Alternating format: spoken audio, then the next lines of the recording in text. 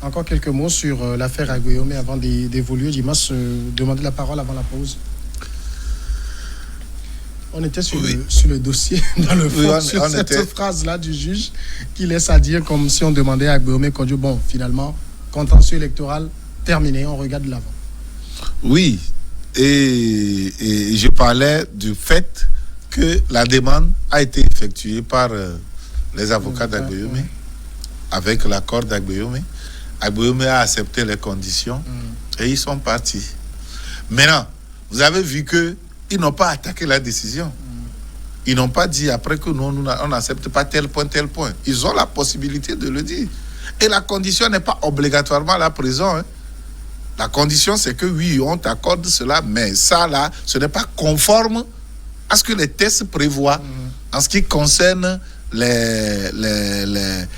ce qui concerne la mise en liberté. Les conditions sont bien définies et donc ceci n'est pas conforme. Mais ils l'ont accepté. Ils n'ont pas revendiqué cela. Et vous avez vu que Agueyomé aujourd'hui, en faisant son discours, s'est plié à ça. Oui. Il n'a plus utilisé les emblèmes de la République. Donc ça veut dire qu'il est parfaitement d'accord. Vous voulez que je fasse quoi? Que je le mette en prison pour dire qu'il a contesté un fonds? Ah donc on n'a qu'à la mener en prison? Non. Eux-mêmes, ils ont discuté, c'est des politiciens. À tous les niveaux, ils discutent. Et vous avez vu tout ce qui se dit encore autour de sa libération? Donc, il ne me revient pas à moi de dire quoi que ce soit. Vous me demanderez peut-être un avis technique, peut-être en tant que juriste, ce que je pense de ceci. Je te donnerai un avis juridique. Mais ici, on est sur un terrain bien défini. Et voilà la façon dont moi j'ai compris la chose. Je dis simplement que le juge voulait qu'il ne touche plus le fond du dossier. Et ça, c'est un principe lié à tout procès en instruction. Un dossier en instruction, on ne touche pas le fond du dossier. Alors ça veut dire quoi pour Agueyomé, fin de contestation? Oui, quand on dit fin de contestation, moi ça me donne une pêche rapidement pour dire que je crois que jusqu'à présent, c'est une réflexion que je fais. Les gouvernements de notre pays n'ont pas compris que ce n'est pas une affaire d'Agueyomé, encore moins Jean-Pierre Favre, encore Tipi, ou hier Gilles Christ Olympio. C'est-à-dire quand je présente ça comme ça, vous allez vous rendre compte que hier, les Togolais massivement étaient autour de ces gens-là pour réclamer leur liberté. Si tant est que M. Tipi est en exil, M. Favre ne peut plus exercer comme hier son droit polique. Les Togolais, pourquoi il ne peut pas exercer? Je vais dire. Quelqu'un a pigé à Favre. Non, je vais dire. Il a perdu un peu son aura. Voilà, son aura. Et que M. Gilles Christ aujourd'hui ne soit pas véritablement actif sur la scène. Et tu penses que c'est Agueyomé qui a une aura? Vous permettez que je termine. C'est juste rappeler aux uns aux autres que les Togolais, dans leur majorité, souhaitent quelque chose de bien pour leur pays. Et ils n'ont pas suivi Gilles Christ hier pour ses beaux yeux. Les Togolais, dans leur majorité, ont voté for Gnassingbé. Oui, mais c'est moi qui ai les paroles. Alors, ils n'ont pas non plus suivi M. Jean-Pierre Favre pour ses beaux yeux. Ils n'ont pas accompagné, ils ne sont pas soulevés massivement derrière Tipi pour sa belle figure. Les Togolais cherchent qui va les aider à trouver la liberté. Et aujourd'hui, qu'on emprisonne Agueyomé, qui que ce soit, les Togolais, ils restent constants. Depuis le père jusqu'au fils, jusqu'à aujourd'hui, ils souhaitent qu'il y ait les choses. Voilà. J'aimerais lui dire ceci, en terminant peut-être pour dire que Agueyomé incarne la ligne la plus dure du RPT avant. Il incarnait la ligne la plus dure.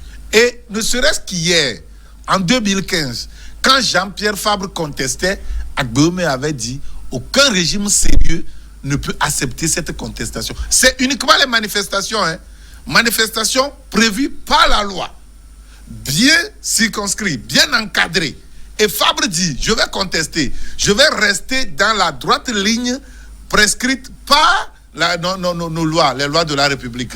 Et c'est comme cela que je vais contester. Mais Agueyomé a dit ceci, que j'avais tuté à plusieurs reprises là-dessus, que aucun régime sérieux ne peut tolérer cela longtemps. Vous voyez? Et maintenant, Agueyomé qui sort carrément du cadre prévu par la loi. Le contentieux électoral a un cadre bien défini, bien prévu. Et on dit que si tu veux contester les élections, c'est par ceci, par cette voie. Parce que la contestation est garantie par la Constitution, mais tu dois emprunter telle voie. Mais il sort carrément. ici proprement sur la Cour constitutionnelle, il ne le reconnaît même plus. Il ne la reconnaît même plus. C'est devant cette Cour constitutionnelle qu'il a déposé ses dossiers. Il ne la reconnaît plus.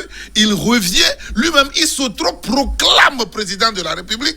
Il a commencé des nominations et les gens nommés, surtout le Premier ministre. Vous avez vu des tapages qu'il a fait à l'ambassade au Canada là-bas. Tout ce qu'il a fait comme comportement. Et donc, c'est des choses qui vont à l'encontre des principes républicains. D'accord. Et donc, on ne peut que le poursuivre. Ben voilà, on le poursuit, on lui pose des conditions pour sa liberté. Premièrement, on le convoque, il refuse d'aller. Il préteste pour sa santé. Il était tellement grabataire, tellement malade qu'il se fait soigner à la maison. Et maintenant, on le prend.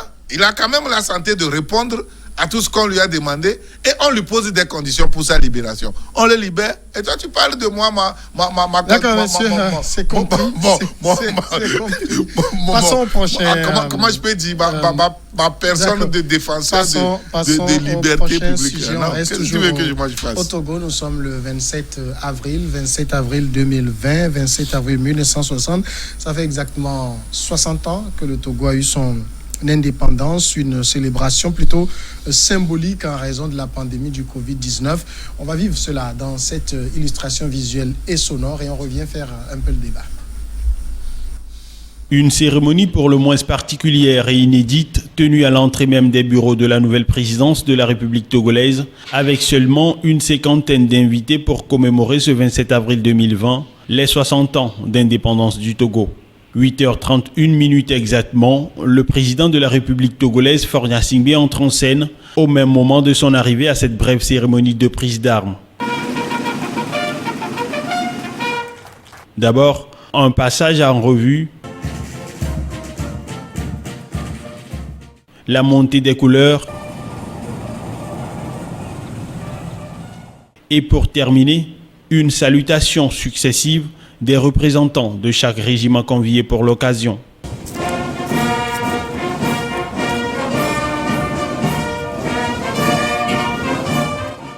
Cette cérémonie officielle de commémoration des 60 ans d'indépendance du Togo n'aura duré que 5 minutes en raison de la crise sanitaire mondiale provoquée par la pandémie du nouveau coronavirus. La veille, c'est-à-dire au soir du 26 avril, un scénario presque similaire s'était également déroulé sur la place de l'Indépendance à Lomé pour la cérémonie de retraite au flambeau.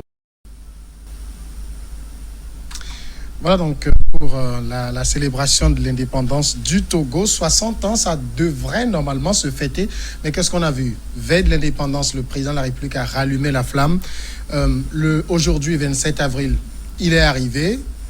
Il a fait un passage en revue des troupes. Et puis, c'est tout, hein? Oui, le président... C'est quand même triste pour 60 ans. Oui, il ne pouvait pas. Il ne peut pas faire autrement. Tout le monde, vu la pandémie, il ne peut pas s'amuser de faire ça. Disons que le gouvernement est contraint à faire les choses aussi dans ça. Et pourtant, c'est 60 ans. Ouais. Ça aurait dû être véritablement... festif. Et vraiment associer tout le monde. Mais... vous savez, il y a la sobriété aussi, édictée par la maladie, mais il y a aussi que l'anniversaire, le 27 avril, n'a pas toujours réuni tous les Togolais. Et cet aspect, il faut pas l'oublier. Ça n'empêchait pas la fête, les défilés militaires, civils, les concerts et autres, ça n'empêchait pas. Non, mais on ne peut pas faire ça. On peut pas faire les défilés. Comme vous le disiez, vous avez ça n'empêchait pas de le faire. Oui, mais ça se faisait comment? Et toujours, chacun prenait son chemin. Moi, ce que moi j'ai toujours souhaité, et moi, et vous m'excusez, je ne sais pas pourquoi le régime s'est toujours comporté ainsi. Moi, mon souhait, c'est que... Oui, je l'explique. Vous savez, le 27 avril, on sait que le 27 c'est notre fête de l'indépendance. Et le 27 avril, le souhait, comme vous l'avez dit, c'est que autour de cette fête-là, même si nous sommes divergents, même si nous sommes de l'opposition, nous ne nous entendons pas avec le chef de l'État, le 27 avril... Ça devrait réunir tout le monde. Oui, mais c'est pas le pouvoir, c'est la faute au pouvoir. Je viens. Oui, mais c'est le pouvoir qui demande à l'opposition de refuser de venir participer. Vous permettez ce que je termine. Vous permettez, j'explique, mais ouais, c'est pour cela que je vous aime, parce que vous êtes un défenseur des libertés. Alors moi, j'aurais aimé que le pouvoir qui prépare le 27 avril, mais vous commencez les discussions, c'est pas maintenant. Mais il faut quand même associer les gens. Ce que je reproche au gouvernement, allez négocier la participation de l'opposition. Ce n'est pas une négociation. Pourquoi vous parlez de négociation? C'est pas parce qu'il faut associer. C'est-à-dire, c'est pas parce que dans ce pays, on a invité des gens qui ne sont jamais venus. On les a invités et refusent. Oui, ce n'est pas parce que Dimas, aujourd'hui, vous m'avez appelé. Je ne suis pas venu que demain si vous m'appelez. Et puis vous êtes responsable, c'est vous qui êtes devant. Donc ce que je dis, on les a toujours invités. Ce que je dis, oui, mais on les a toujours invités. Aujourd'hui, vous avez l'information que c'est des gens. Des affiches. Donc, pendant qu'on préparait, non, je voulais juste vous rappeler que pendant qu'on préparait le 27 avril, on convoquait les acteurs politiques pour les imposer soit ça, soit ceci, ou ils vont en prison. Donc ne dites pas qu'on les a invités. C'est tout ce que je devais dire. C'est qu'à l'approche du 27 avril, on pouvait quand même cultiver. Agbomé participait toujours à ça. Agbomé participait toujours. Mon souhait, c'est le 27 avril, c'est qu'il faut faire l'effort, il faut que le gouvernement fasse l'effort. C'est le gouvernement qui doit prouver aux Togolais qu'il fait l'effort. Et c'est le gouvernement d'associer. Alors si, par exemple, regardez le cas du Covid. Moi, j'ai regretté de ne jamais voir, par exemple, une réunion entre acteurs politiques. Oui, mais c'est-à-dire que l'opposition. Est-ce que le chef de l'État ne peut pas inviter les leaders politiques comme ça, même comme il le fait, il discute avec eux. Ça aussi, c'est une image qu'on renvoie à la société au-delà de la diversité. À condition que vous soyez disponible. Vous savez, il y a eu des gens qui ont cette polémique. Il y a un autre aspect qui m'intéressait dans le débat, c'est le président ne s'est pas exprimé. À quoi cela est dû? Avant d'en arriver là, j'aimerais dire quelque chose. Il y a eu des gens qui ont eu des responsabilités d'État. C'est-à-dire qu'ils incarnaient des institutions de la République. Et à ce titre, devaient participer à ces cérémonies officielles-là. Mais quand on a invité, ils ont toujours refusé. Le chef de file de l'opposition. On en a vu. Alors vous voulez que le pouvoir fasse quoi? Vous savez, l'opposition et le pouvoir constituent un foyer pour la direction d'un peuple, d'un pays. C'est-à-dire que c'est l'époux et l'épouse. Les deux doivent à un moment donné s'entendre sur l'essentiel. Voilà. Vous n'allez jamais voir un foyer où on s'entend à 100% sur les choses. C'est sur l'essentiel. Et autour de l'essentiel, là, on s'unit. Quand il s'agit du Togo, on est ensemble. Mais quand il s'agit des intérêts partisans, là, on peut s'éparpiller. Ici, c'est une fête nationale. Vous vous mettez à vos côtés et vous dites que c'est la faute à... Non, je pense qu'on doit avoir plutôt... Parce qu'on a cultivé quelque chose dans nos têtes. C'est-à-dire qu'à chaque fois que vous approchez le pouvoir, on dit que vous êtes des vendus. Quand on va célébrer les 61 ans... Et dans la nuit, on est prêt quand même à aller au jour. Non, on n'a pas le droit. Oui. Sur le discours du président de la République.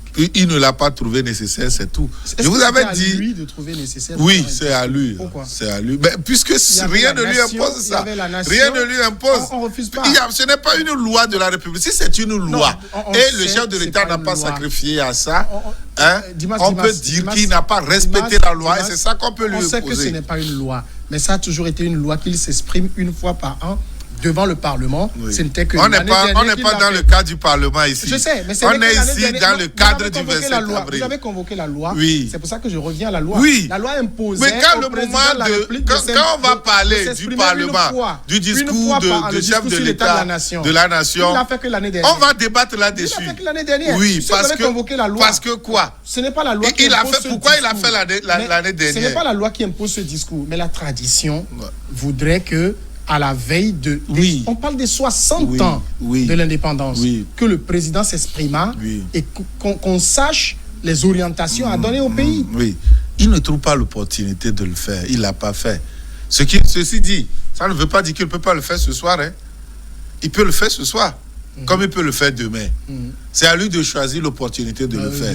J'ai dit que le chef de l'État, personne ne peut lui imposer, faire nous un discours. Non. Il veut s'adresser au peuple. S'il veut s'adresser au peuple, c'est à lui-même de trouver l'opportunité et de le faire. Les gens criaient concernant son discours, concernant tout ce qui se passait autour de Covid-19. Mais il a vu, il a saisi l'opportunité. Après avoir fait un travail de fond et avoir un contenu constant à proposer au peuple, il est sorti de son mutisme. Il a parlé. Et quelqu'un disait d'ailleurs il a parlé combien 10 minutes et vous restez de 18h à 6h dans la chambre. Vous voulez qu'il parle encore? Ça va être aussi bon. Juste pour rire. C'est pour dire que quoi? Que s'il a quelque chose de consistant, s'il pense qu'il y a quelque chose qu'il peut partager avec le peuple, il va parler. Vous vous rappelez que de pareils moments, je pense un 31 décembre, il a fait un petit discours d'environ 5 minutes, je pense. Vous avez vu ce que ça a déchaîné comme passion sur les réseaux sociaux et dans les journaux. Ce n'était pas possible. Alors que c'est quelqu'un qui est venu pour souhaiter joyeuses fêtes aux Togolais. Ce n'était pas prenable. Maintenant, s'il ne trouve pas opportun il est très sensible à de ça, mais pourquoi pas? C'est pas un humain. C'est le président de la République. Ben, c'est un humain avant tout. C'est un humain avant tout. Et il faut faire. Si vous allez parler au-dessus des émotions, au-dessus des sentiments. Je suis parfaitement d'accord avec toi. Mais si vous allez parler, et ça va susciter des choses inutiles. Oui, mais Dimas. Au vaut mieux se taire. Si ce que vous allez dire n'est pas plus beau que le silence, on se tait. C'est ça. C'est ça le problème. Oui, il trouve que à son niveau, il n'y a rien de consistant à dire pour le moment. Pour le moment. Quand il va penser que j'ai tous les éléments encore à ma possession pour m'adresser à mon peuple, il le fera. On ne demande pas un discours sur le Covid. Il le fera. Il s'est adressé sur son tweet. Oui, il s'est adressé sur son tweet. Je ne sais pas combien de Togolais regardent les tweets. Combien de Togolais regardent la télé? Non, là, c'est solennel. On parle d'un moment solennel. Le tweet, jamais. Mon ami il a dit sur le tweet. Bon, voilà, c'est il revient encore sur son analyse. Non, je vais parler du chef de l'État. Pourquoi n'a pas fait? Parce que moi, je ne sais pas comment vous appréhendez la fonction du chef de l'État. Quand vous dites que personne ne peut lui imposer. Non, personne. Ça, je le dis. Vous permettez. Personne ne lui peut lui imposer ça. Mais est-ce que vous savez que le chef de l'État est élu sur la base des suffrages directs? Est-ce que vous savez que c'est les Togolais qui l'élisent? Et après. Est-ce que vous pensez qu'il n'a pas à respecter les gens qui l'ont élu? Est-ce que vous pensez que... parce qu'on ne pas parler, c'est ça, ne pas respecter les gens. C'est-à-dire que vous dites que personne ne peut lui imposer. Oui, on ne peut lui imposer quoi que ce soit. Il ne faut pas lui mettre dans une situation de... Comme il est je ne sais pas, un Goliador. C'est un chef d'État. Oui. Alors, mais il est chef d'État fait par le peuple. C'est un chef d'État. C'est le premier serviteur. Un chef d'État, il décide. Il décide de lui-même d'agir. Oui, mais à partir du moment où vous êtes chef, vous savez ce qu'on lui oppose, vous savez ce qu'on oppose, au chef d'État. Ce qu'on oppose au chef de l'État, c'est la loi. Oui, mais parce que devant la loi, il doit s'incliner. Et à partir du moment où il n'y a pas une loi qui lui impose cela, le problème ne se pose pas. C'est à lui de juger de l'opportunité. Dans la loi fondamentale, le discours sur l'état de la nation était prévu, ça n'avait jamais été fait. Il a fait. Oui. Au moment où il ne l'avait pas fait. Si tu veux qu'on fasse ce débat aussi, on peut le faire. Pourquoi il ne le faisait pas? Si tu veux qu'on fasse le débat là aussi, on peut le faire. La loi lui imposait. Je pense qu'on en a fait un débat autour de ça ici une fois. Non, oui, mais pourquoi? J'aurais voulu entendre le chef de l'État. Je suis parfaitement d'accord avec toi. Moi aussi, j'aurais voulu l'entendre. J'aurais voulu l'entendre. Surtout que le contexte. J'aurais voulu l'entendre. Toi aussi, tu aurais voulu l'entendre, mais ce n'est pas un imposant. Oui, ce n'est pas une obligation. Il juge de l'opportunité. Même un président Grabaté comme le Gabonais, il s'exprime. Comparaison n'est pas raison. Voilà. C'est-à-dire que tout ce que... Comparaison n'est pas raison.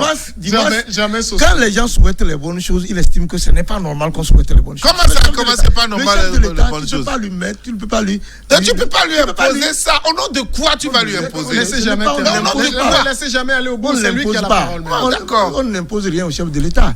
Si les Togolais, tant que les Togolais laisse-le faire son choix. Si tant est que les Togolais l'ont élu à 70%, je ne sais pas si vous vous rendez compte de la masse qu'il a élu. Vous pensez que c'est à cause du discours du 27 avril qu'on l'a élu? Dis-moi, laisse-moi terminer. Alors, donc, le chef de l'État, par respect, par égard à ce peuple, lui-même, en tant que premier responsable, a pris le devant cette maladie-là, vous comprenez? Et il a demandé à tous les Togolais, de quelque bord que ce soit, mettez-vous ensemble. Est-ce que vous pensez que qu'en lui disant des choses comme ça. Qu'est-ce qu'ils souhaitent Maintenant, on fête les 60 ans d'indépendance. On sait qu'on a un problème, on ne peut même pas se rassembler. La moindre des choses, c'est que le chef de... Même si c'est 5 minutes, comme vous le dites, c'est qu'il s'adresse aux Togolais. Vous allez encore l'insulter. Peu importe si on l'insulte. Parce qu'il est chef d'État. C'est pour cela que vous êtes... Dans tous les cas, tout accepter. On peut l'insulter. Dans tous les cas, moi... Il n'a pas parlé, on l'insulte. Oui, mais voilà. Donc il est chef de l'État. Il est chef d'État. Il ne doit pas faire avec tout ça là. C'est tout à fait normal. De toutes les façons. Dans tous les cas, il ne s'est pas exprimé. Et même vous avez dit, le reportage dit véritablement quand ils se sont rencontrés, c'est 5 minutes. C'est-à-dire que il ne pouvait pas, malgré lui, il ne pouvait pas ne pas faire cette cérémonie-là. Mais tout au moins, il pouvait s'adresser aux Togolais. Et puis il a pris sur lui. Le chef de l'État a fait quelque chose de symbolique. Je rappelle que pour s'adresser à la nation, s'adresser à la nation, il faut 1 ou 2 caméras tout au plus. Voilà. 2 caméramens. Non, il n'a pas dit que c'est parce que les gens sont nombreux qu'il ne s'est pas adressé. Moi, je suis convaincu qu'il n'a pas parlé simplement parce qu'il ne l'a pas trouvé opportun.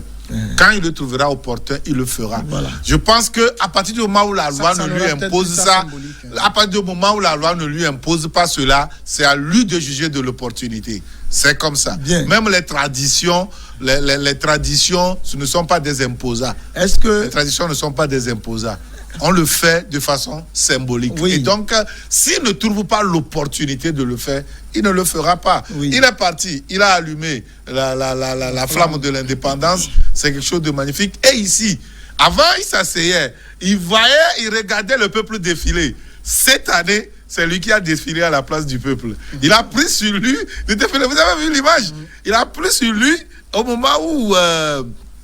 toutes les forces de l'ordre sont en ration. Il a pris sur lui de faire un passage en revue et de défiler à la place du peuple. Moi, j'ai trouvé ça magnifique, j'ai trouvé ça ingénieux. C'est quelque chose qu'on a innové. Parce que on aurait pu dire simplement, à cause de Covid, pour éviter des regroupements, qui n'est pas cette cérémonie de prise d'armes. On pouvait le dire comme ça. Mais il a trouvé mieux de prendre sur lui comme un sacerdoce et de défiler à la place. C'est pas un sacerdoce. C'est un sacerdoce. Et de défiler à la place du peuple. Ça, c'est différent. C'est plus long. Ici, c'est plus long. Si tu n'as pas la qualité nécessaire, ton pied va trembler. C'est pas ce n'est pas solennel. Ce n'est pas solennel. Ici, c'est à pas rythmé, à pas bien cadencé. Et avec... Non, mais attends là. Si tu n'es pas bien outillé, tu vas trébucher. Revenons sur notre aspect. 27 ans. Qu'est-ce que j'ai avec 27 ans 27 avril, 60 ans d'indépendance. Qu'est-ce que vous retenez aujourd'hui? Oui, mais... C'est vrai qu'on est très jeune pour faire un bilan, mais bon... Oui, mais nous avons regardé, observé et puis étudié. Je ne sais pas si le temps nous permet. Mais oui, après 60 ans d'indépendance... il serait quand même bien, nous parlons quand même très rapidement d'un bilan social, politique et oui, mais économique. Oui, mais économique. Parce que si je écrit autant, au lieu de parler. Si on devait les rassembler, je ne sais pas comment je le ferais en quelques secondes, mais ce que je sais, c'est que j'estime qu'après 60 ans, tout est à refaire dans nos pays. Je reconnais qu'il y a quelques avancées. Ça, je le concède quelques-uns. Non, il y a quelques-uns, mais tout est à reprendre. Vous savez, si le chef de l'État... Germain n'est pas un nihiliste. Si le chef de l'État... Il est lucide sur certains plats. Si le chef de l'État lui-même propose un projet qu'on appelle le PND, oui. Mais si vous le disiez, c'est qu'il souhaite qu'il y ait en quelque sorte une refondation. Donc nous avons des problèmes, aussi bien sur le plan éducationnel. Timas l'a si bien relevé ici à maintes reprises. Nous avons des problèmes sociaux, nous avons des problèmes politiques. Après plus de 60 ans, on est là, on tourne à rond.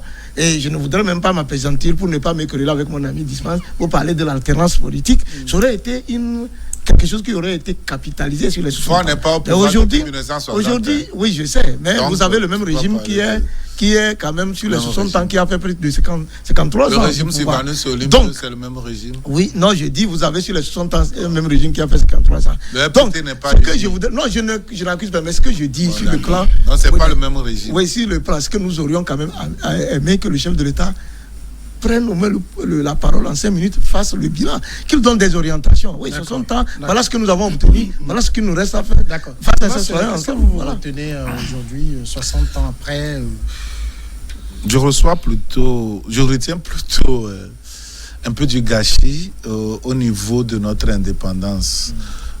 J'aurais vraiment voulu avoir une indépendance, la vraie. Vous savez, au départ, on voudrait, quand on réclamait même l'autonomie à Bloré-Kakan, par rapport à Bloré-Gbadja, à Bloré-Blibo, à Bloré-Gbadja, on pensait qu'on serait indépendant sur tous les plans, et surtout sur le plan économique. Et vous avez vu que le 14, le ministre des Finances de Sylvanus Olympio devait voyager pour des problèmes économiques et parler de la monnaie, de l'indépendance monétaire que le Togo devait jouir et faire valoir la nouvelle monnaie que le Togo devait frapper et dont le coût serait arrimé à la Deutsche Bank. Et le 13, Sylvanus Olympio a été assassiné par le français Métrier. C'est vrai que c'est toute une histoire. Les journaux ont fait revendiquer cet assassinat par le chef de Eyadema, mais tout le monde savait. Et Gilles Christ Olympio me l'a dit lui-même, qu'il n'est pas convaincu que ce soit Eyadema, parce que quand il était revenu de Londres et qu'il a posé la question à Léon Poulada, l'ambassadeur des États-Unis, qui était un sociologue, il disait qu'il n'a jamais vu de tout son cursus, et que ce soit sociologique ou diplomatique, il n'a jamais vu un meurtrier revendiquer le crime. Alors, si quelqu'un le revendique, simplement, c'est pour un intérêt. Et donc, il ne croit pas. Donc, même les parents d'Olympio savent que ce n'est pas Eyadema qui l'a tué. Et donc, c'est pour dire que la France était toujours derrière. Heureusement, Métrier est vivant, jusqu'à maintenant. Il est toujours vivant. Je pense qu'il faut que les Togolais portent plainte. Il faut que les Togolais agissent pour qu'on ouvre les dossiers, pour qu'on ouvre les classés confidentiels là, pour qu'on déclassifie le dossier, pour qu'on puisse voir les contenus. Alors, c'est pour dire que je voudrais vraiment qu'on soit indépendant économiquement, financièrement, une minute, pour qu'on puisse jouir de notre indépendance réelle. Rapidement. Nous avons un problème moral qui mine notre développement. Vous savez, il a fait allusion à l'assassinat du président Sylvanus. Il est toujours, ses restes reposent toujours à l'extérieur. Il faut finir avec ce c'était pour le Togo avant, il me semble. Cette partie était pour le Togo. Et le chef de l'État avait demandé dans un discours qu'il faut ramener les restes de quoi la famille s'était opposée. La famille n'a pas. Il faut réussir à ramener les restes du président Sylvanus. Que la famille cède. Ça va permettre véritablement de repartir le Togo. Moi, je souhaite que les Togolais fassent moins la politique et s'occupent du développement du pays. On a trop de politiciens dans ce pays. Tout le monde est politicien. Tout le monde est politicien. Des journalistes jusqu'aux acteurs politiques, en passant par l'homme de la rue, excusez-moi, entre guillemets. Tout le monde est politicien dans ce pays. Quand est-ce qu'on peut s'occuper de notre développement? Parce qu'il faut arriver à la normalité. Je pense que la normalité, ce n'est pas ce que les gens pensent dans leur tête. Plutôt parler de la tolérance. D'accord. Il faut être tolérant et tout va aller. Surtout, il faut mettre fin au hold-up électoraux. Ce n'est pas ça la normalité. Monsieur, merci. C'est la tolérance. Merci Dimas Dikodo, merci Jérôme Germain Soussou. Merci à tous aussi de nous avoir suivis. Bonne fête de l'indépendance. Que le meilleur soit pour le Togo et pour l'Afrique et le monde entier.